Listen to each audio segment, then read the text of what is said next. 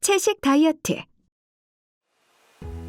안녕하세요. 채식 다이어트로 함께하게 된 중구 온라인 강사 최정철입니다. 다이어트라는 말은 식단이나 식이요법이라는 뜻으로 특정 목적을 위한 식이요법을 말합니다. 그런데 보통 체중 조절을 위한 식이요법이라는 뜻으로 축소되었습니다. 이런 의미로 채식 다이어트라고 하면 채식으로 체중 조절을 위한 식이요법이라고 말할 수 있습니다. 채식이 어떻게 체중 조절에 영향을 미칠 수 있을까요?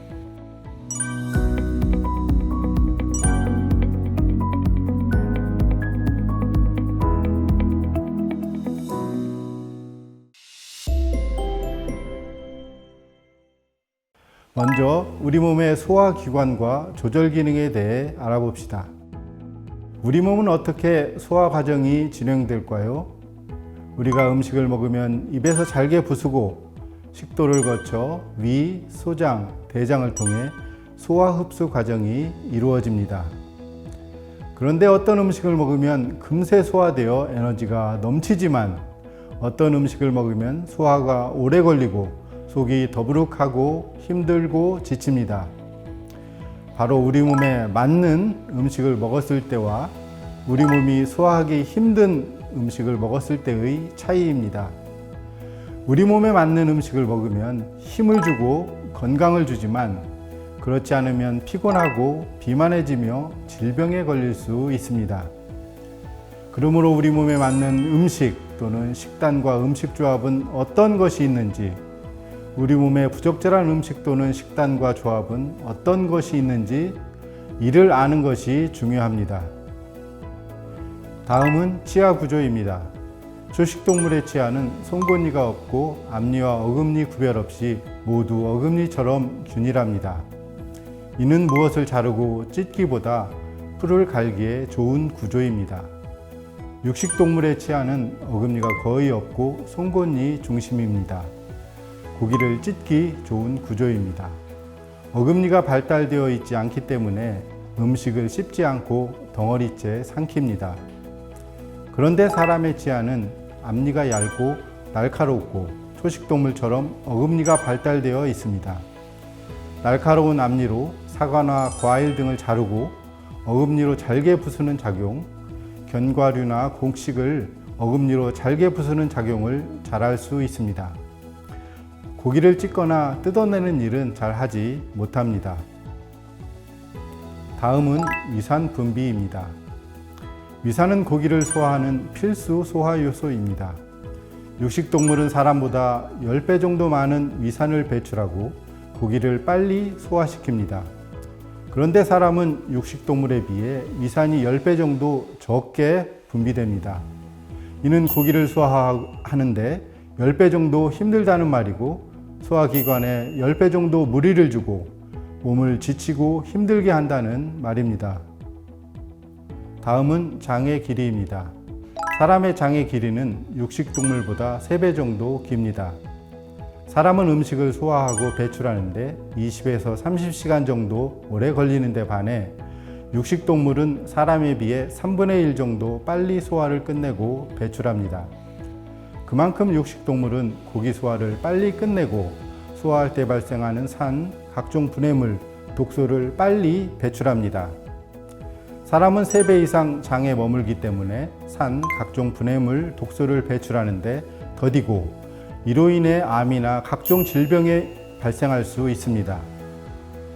반면 채소와 과일은 장에 머무는 시간이 길어도 금세 흡수되기 때문에 부패하지 않고 오히려 장 세척을 돕고 이로운 유산균이 자라는 바탕이 됩니다. 이렇듯 사람은 고기보다 과일이나 곡식, 견과류 등 열매 음식을 먹기에 적합한 소화기관을 가지고 있습니다. 다음은 우리 몸의 조절 기능에 대해서 알아보겠습니다. 먼저 항상성입니다. 항상성이란 우리 몸의 내부 기관이 스스로 조절하여 늘 일정하게 유지하려는 특성을 말합니다. 우리 몸은 언제나 체온을 36.5도를 유지합니다. 날씨가 더우면 차가운 물을 찾고 땀을 배출해서 온도를 낮추고 날씨가 추우면 몸을 떨거나 움츠려서 체온을 유지하려고 합니다. 혈액의 pH도 7.35에서 7.45 정도를 유지하려고 합니다. 고기 등 산성 음식을 먹으면 혈액이 산성으로 변하는데 우리 몸은 pH를 중성으로 유지하려고 몸속의 알칼리인 칼슘이 뼈에서 빠져나와 pH의 항상성을 유지합니다. 그 외 심장박동은 하루에 10만 번, 소화, 흡수, 청소, 운동, 공부 등 1000조 개의 일을 완벽히 수행하며 우리 몸을 유지합니다. 다음은 체중 조절 기능입니다. 우리 몸에 체중 조절 기능이 있다는 말을 처음 들어보셨을 것입니다. 한두 가지로 체중 조절 기능이 무엇이라고 말할 수는 없습니다. 그러나 전체적인 과정을 보면 우리 몸에 체중 조절 기능이 없다고 부인하기 어렵습니다. 우리 몸은 스스로 독성 노폐물을 지속적으로 세척해 건강을 유지하고 있습니다. 피부에서 땀으로, 호흡으로, 소변과 대변으로 독성 물질을 배출합니다.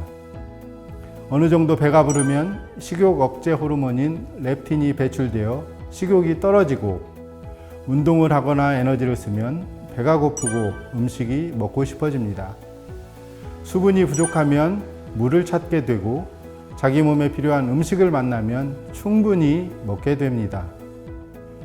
이 모두가 우리 몸에 있는 체중 조절 기능이라고 할 것입니다. 다음은 우리 몸의 수분율에 대해서 알아봅시다. 우리 몸은 수분이 70%로 이루어져 있습니다. 우리가 살고 있는 지구의 물도 70%입니다. 우리의 몸과 자연이 70%의 물로 이루어져 있습니다. 그러므로 우리가 먹는 음식도 수분이 70%가 되어야 좋다는 것을 알 수 있습니다. 수분이 70%에 가장 가까운 음식은 과일과 채소입니다. 수분율이 70%인 음식을 먹을 때 건강하고 수분이 없는 농축된 음식을 먹을 때 비만이나 질병의 위험이 높아집니다. 이상으로 우리 몸의 소화 구조와 조절 기능에 대해서 알아보았습니다. 우리 몸은 스스로 조절하여 건강한 상태로 유지하려는 조절 기능이 있습니다. 이 기능을 방해하지 않는다면 누구나 건강하고 날씬한 몸을 유지할 수 있습니다. 우리가 비만하게 되는 이유는 건강하고 날씬한 몸을 유지하려는 우리 몸의 조절 기능을 방해하기 때문입니다. 그것이 무엇인지 알아보겠습니다.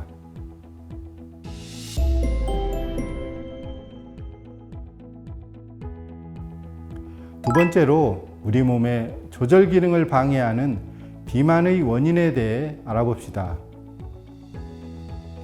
비만의 원인은 다양하지만 먼저 몸속의 독소 또는 독혈증입니다. 몸에 과잉 독소가 쌓여 저장되는 것이 비만입니다. 반대로 몸의 독소를 제거하면 날씬한 몸이 됩니다.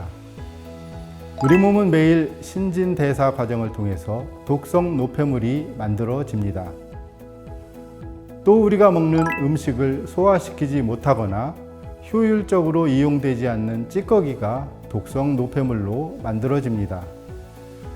이 독성 노폐물이 제거되는 것보다 생성되는 것이 더 많으면 어떻게 될까요? 초과되는 독성 노폐물은 당연히 우리 몸 어딘가에 쌓입니다. 바로 이것이 비만으로 이어집니다. 그리고 이 독소는 산성입니다. 몸에 산성이 쌓이면 몸은 이를 중화시키기 위해 수분을 흡수하게 되고 체중이 늘어나게 됩니다. 매일 몸에서 제거하는 것보다 더 많은 독성 노폐물이 만들어지면 그것들은 어디에 저장할까요? 우리 몸의 지방 조직과 근육에 저장됩니다. 지방 조직과 근육이 독성 노폐물을 저장하기에 가장 안전한 장소이기 때문입니다. 대표적인 곳이 허벅지, 엉덩이, 허리둘레, 팔뚝, 턱 밑입니다. 독성 노폐물 문제를 해결하지 않으면 비만을 해결하기 어렵습니다. 다음은 비만의 원인으로 배출 주기를 위반한 결과입니다. 자연은 문제가 생기면 스스로 알아서 정화하고 치유합니다. 우리 몸도 문제가 닥쳤을 때 스스로 알아서 정화하고 스스로 치유하며 스스로 건강한 상태를 유지하는 방향으로 나아갑니다. 자연의 모든 정화 기능이 우리의 몸에도 있습니다. 따라서 자연의 법칙을 따르면 어떤 사람도 살이 찌지 않고 날씬한 몸을 유지할 수 있습니다. 그중 대표적인 것이 우리 몸의 24시간 순환 리듬입니다. 우리 몸에는 섭취 주기, 동화 주기, 배출 주기가 있습니다.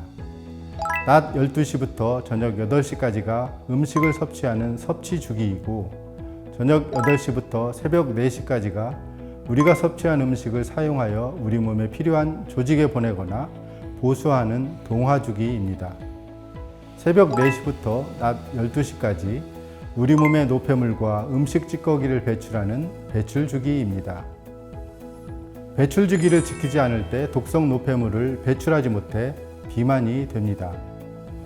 우리의 전통적인 식습관에서 배출 주기를 지속적으로 방해했습니다. 아침을 든든히 먹어야 한다는 말을 자주 듣습니다. 그런데 아침을 든든히 먹는 것은 배출 주기를 방해하는 것이고 독소 배출을 방해하여 비만의 원인이 됩니다. 다음은 비만의 원인으로 육식에 대해서 알아보겠습니다. 육식, 곧 단백질이 많은 음식은 탄수화물에 비해 소화 과정이 복잡하고 소화에 많은 에너지가 필요합니다. 과일을 제외한 일반적인 음식은 위장과 소장과 대장을 거쳐 몸 밖으로 완전히 빠져나가는데 평균 25에서 30시간이 걸립니다. 육류를 먹으면 그 시간은 2배 이상 걸립니다.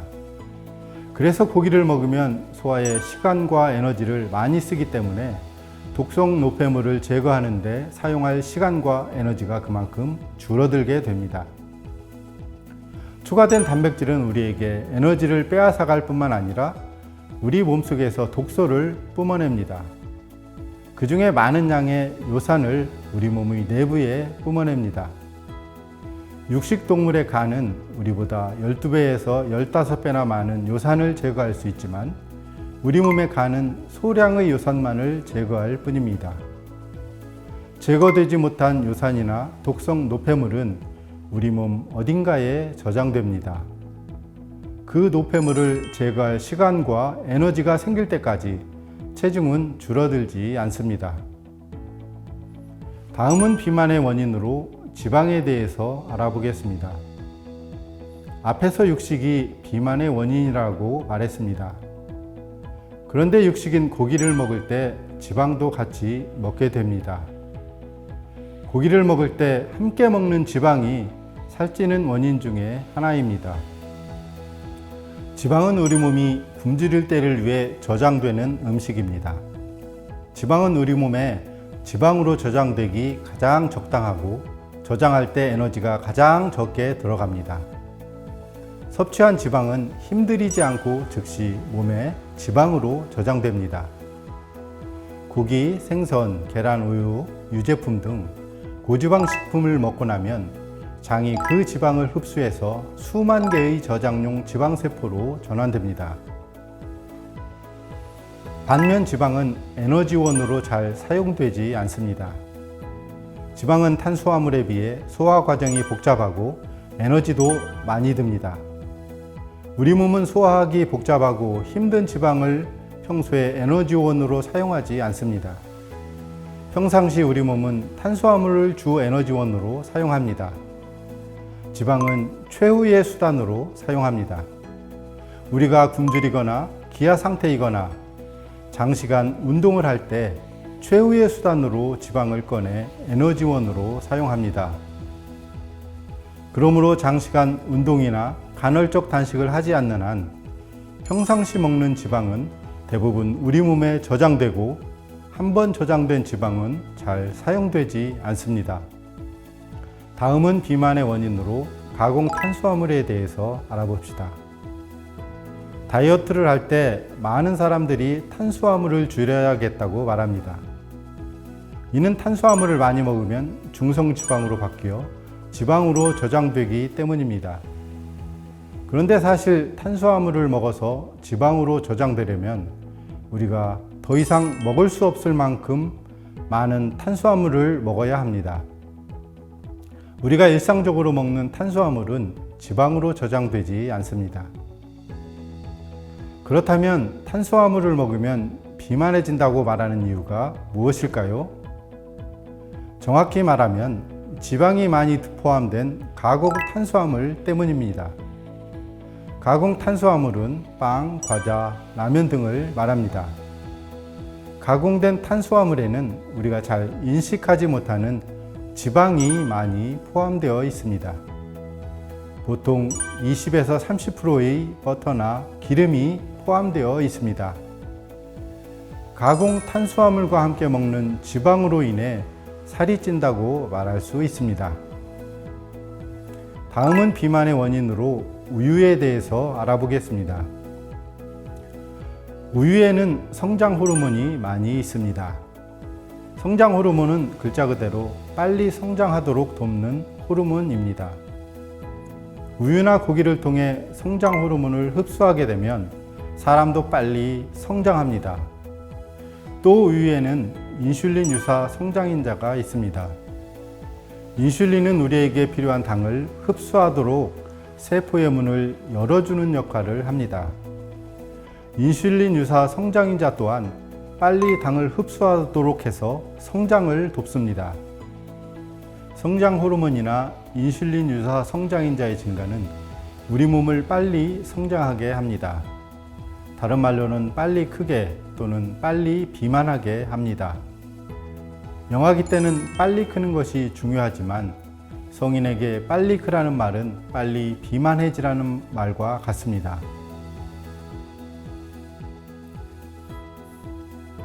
이상을 통해 우리 몸의 조절 기능을 방해하는 비만의 원인들에 대해서 알아보았습니다. 고기, 지방, 우유, 배출주기 위반, 가공 탄수화물 등 이 원인들을 제거하면 우리 몸은 자연적으로 건강을 유지하고 체중이 줄어들게 됩니다.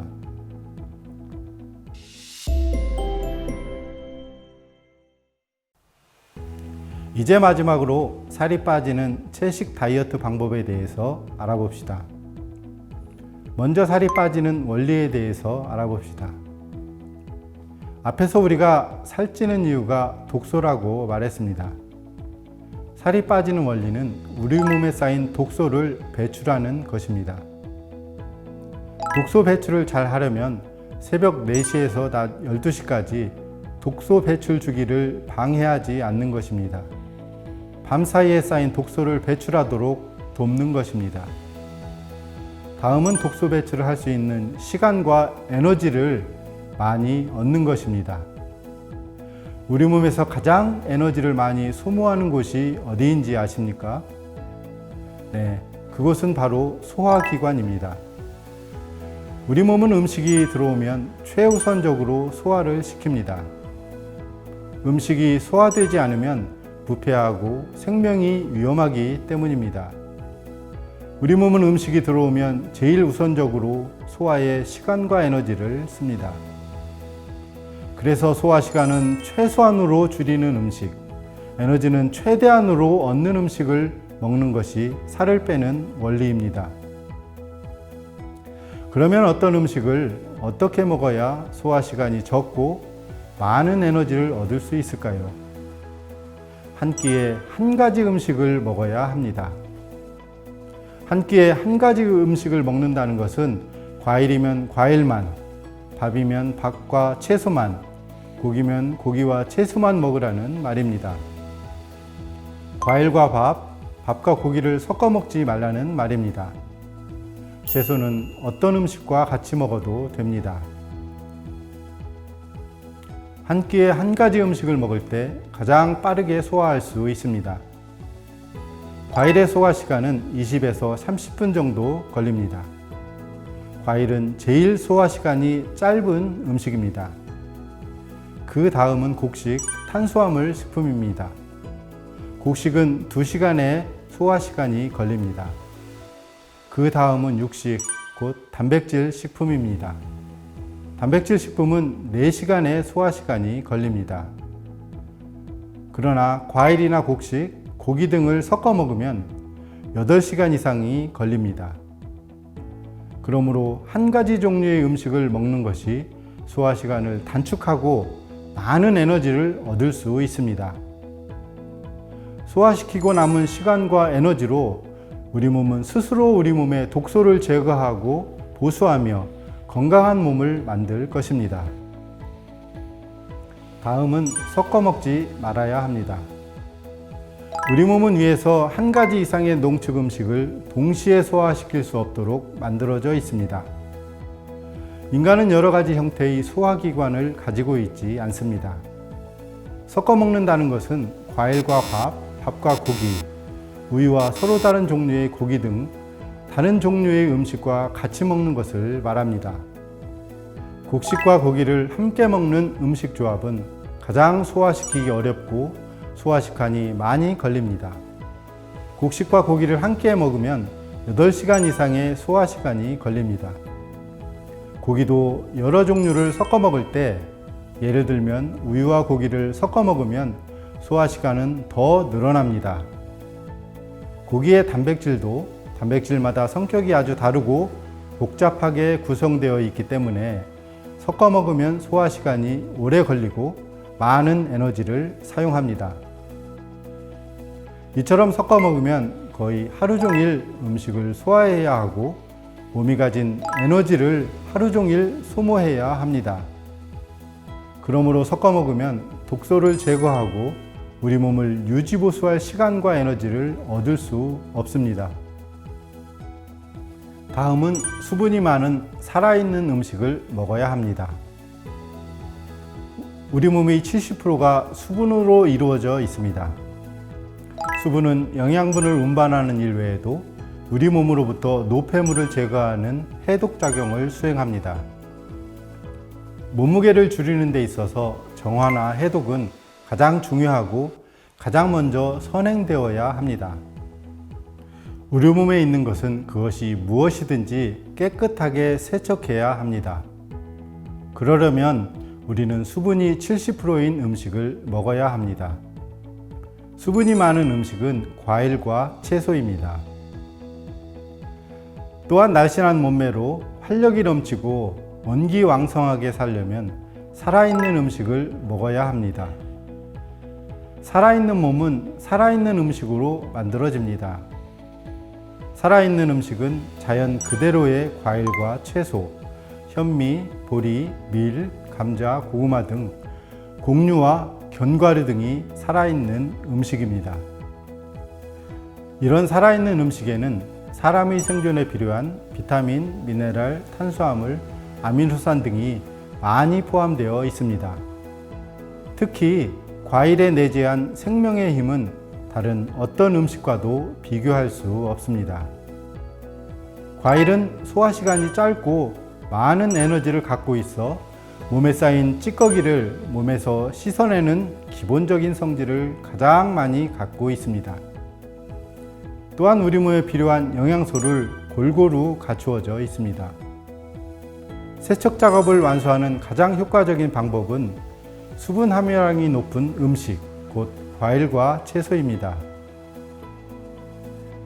마지막으로 저의 채식 체온기입니다. 저는 5년 전까지 87kg의 비만 상태였습니다. 수면 무호흡과 고혈압, 갑상선에 1cm 정도 크기의 혹이 서너 개 있었습니다. 몇 번 수면 무호흡으로 위험한 고비를 넘긴 적도 있었습니다. 저는 살기 위해 다이어트를 시작했습니다. 처음에는 식사량의 70%를 먹기 시작했고 식사 시간 외에는 일체 먹지 않았습니다. 그리고 하루에 2시간을 걸었습니다. 이렇게 했을 때 매월 2kg씩 살이 빠졌습니다. 그런데 70kg 언저리에서 더 이상 살이 빠지지 않았습니다. 그때 다이어트 불변의 법칙이라는 책을 읽고 과일과 채소 중심으로 식사를 바꾸었습니다. 이렇게 한 달 동안 과일식을 했을 때 몸무게가 63kg으로 줄었습니다. 그 후 5년이 지난 지금까지 이 상태를 유지하고 있습니다. 덤으로 수면 무호흡도 줄었고 혈압은 120대로 정상 범위에 있고 갑상선에 있던 혹도 모두 사라졌습니다. 지금은 점심과 저녁 두 끼를 먹고 있고 점심은 과일 중심으로 저녁은 현미밥과 채소 중심으로 식사를 하고 있습니다. 과일과 채소, 현미밥을 마음껏 먹고 있습니다. 체중도 65kg 정도를 유지하고 있습니다. 그러면 지금까지 알아본 채식 다이어트 방법에 대해 정리해 보겠습니다. 우리 몸은 채식하기에 적합한 치아 구조, 위산 분비, 장의 길이 등의 소화기관을 가지고 있습니다. 또 스스로 건강하고 날씬한 몸을 유지하려는 조절 기능이 있습니다. 이 기능을 방해하는 단백질과 지방이 많은 식단, 가공 탄수화물 식단을 줄이는 것입니다. 또한 우리 몸을 정화하고 조절 기능을 돕는 수분이 많은 살아있는 음식인 과일과 채소를 자연 그대로 섭취하는 것이며 가능하면 익히거나 가공하지 않고 자연 그대로의 현미, 통곡물 중심의 식단으로 바꾸는 것입니다. 또한 음식 선택뿐 아니라 음식 조합도 중요함을 알아보았습니다. 가능하면 한 끼에 한 종류의 음식을 통해 소화 시간은 최소한으로 줄이고 에너지는 최대한으로 얻으므로 이 에너지로 우리 몸의 독소를 스스로 알아서 정화하고 정상 체중을 회복하도록 맡기는 것입니다. 마지막으로 배출 주기를 방해하지 않는 것입니다. 오전 12시까지는 가능하면 과일 외에 식사를 하지 않는 것입니다. 우리 몸이 독소 배출을 통해 스스로 치유하고 회복하도록 시간을 주고 맡기는 것입니다. 여러분 모두가 채식과 음식 조합, 배출 주기를 통해 건강하고 날씬한 몸을 유지하기 바랍니다. 그래서 활력 있고 행복한 삶을 살 수 있게 되기를 바랍니다. 누구나 채식을 하면 건강하고 날씬해질 수 있습니다. 채식으로 날씬하게 살아가시길 바랍니다. 감사합니다.